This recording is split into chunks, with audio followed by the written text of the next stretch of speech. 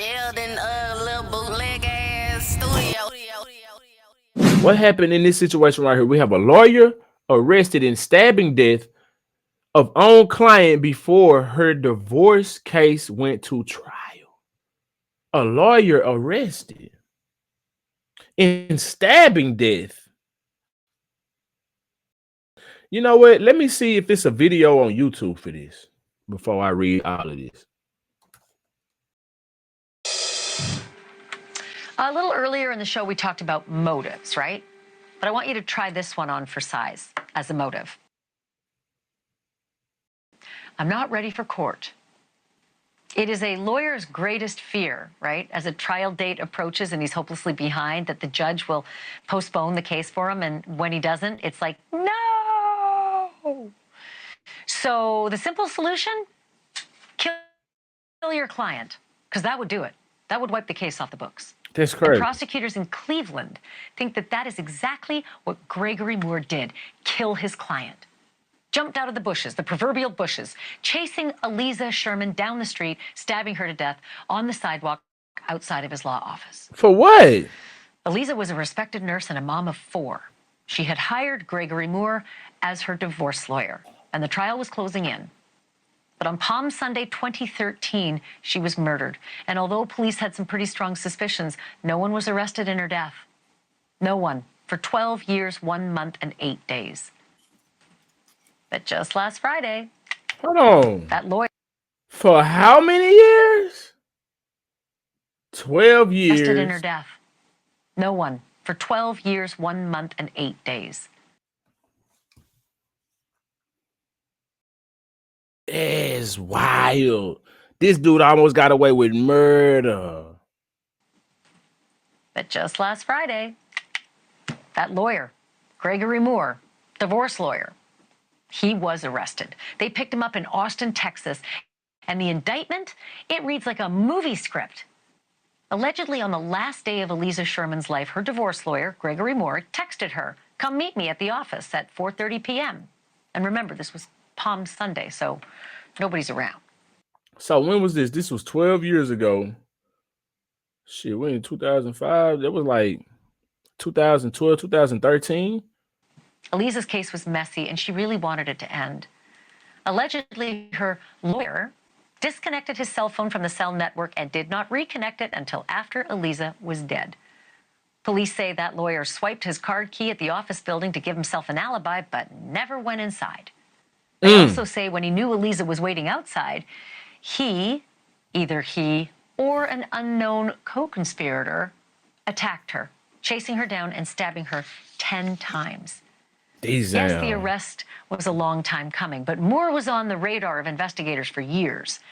In 2017, he pleaded guilty to lying about his whereabouts when Eliza was killed, and he served 6 months in jail for it. Really? He also admitted to calling in bomb. He thought it was over with from there. He was like, okay, see, they didn't get me on the actual, situation, on the actual M. They just got me on lying. So I'll take that. That's light work. I'll do that. You feel me? How much time she say? 6 months? 10 times. Yes, the arrest was a long time coming, but Moore was on the radar of investigators for years. In 2017, he pleaded guilty to lying about his whereabouts when Eliza was killed, and he served 6 months in jail for it. Mm-hmm.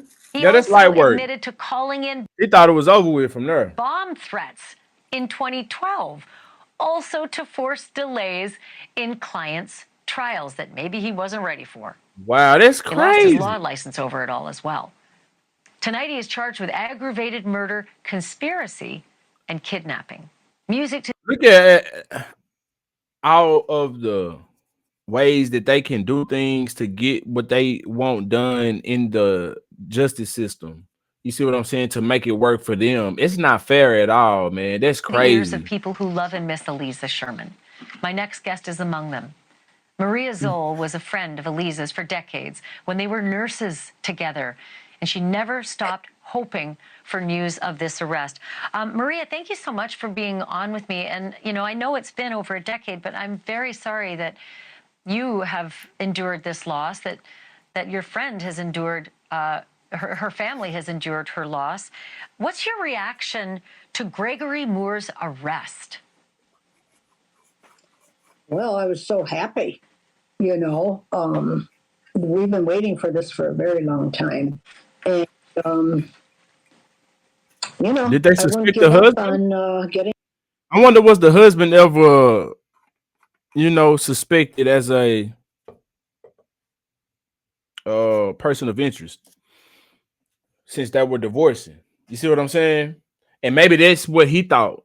Maybe he thought that they would have thought that it was the husband and never him. Her justice. And when we heard, it just, you know, I wasn't surprised it was him. Okay. I thought from the beginning he was involved.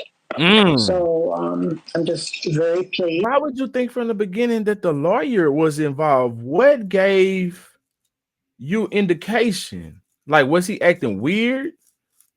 And why would the lawyer ever want to do something like that? That's crazy. And I thank the BCI for doing a beautiful job. And they did a hardworking job. And they got it, you know, they got some, they did a good job and they got good evidence against him. And I can't. Well, let's talk about that evidence, because you said you weren't surprised all along for this decade plus that it was Gregory Moore. What was it about Gregory Moore that made you think her divorce lawyer This is was what I her want to know. murderer? Well, my first clue was the morning after she got murdered, I had called the news station to ask them if they could thank the person who stayed with her till she died, and you know, stayed with her while she was suffering. And you know, so I called them, and I thought, after that, I thought, well, what the heck? Why isn't he making a statement? Let's face it. If you have a client that you're working with and they're murdered outside your office, aren't you going to get out there and say, oh my gosh, I'm just. Okay, so they said this at the beginning, but I don't think I quite grasped the concept or that I comprehended.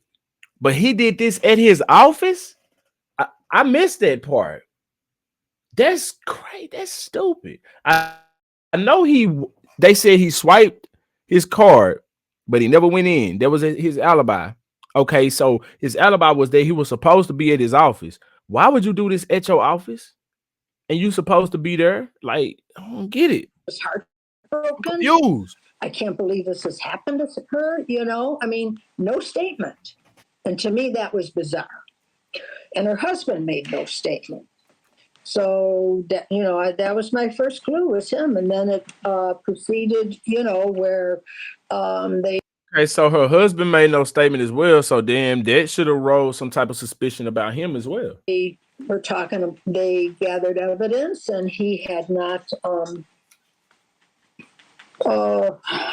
you know, they gathered evidence on how he tampered with evidence. He lied to the FBI. He texted her and he wasn't there. And I'm thinking, how could he be getting away with this long? How could you? Can I ask you? I want to ask you about the husband, because as I understand the story, you know, Aliza was in such a bitter divorce, and Greg Moore is her lawyer. When someone's involved in a bitter divorce and they turn up dead, usually suspect number one is the husband. As I said, Greg Moore's charges include conspiracy. Is there any thought that there was a conspiracy between an ex-husband and a divorce lawyer? Is there any thought that the ex-husband had anything to do with this?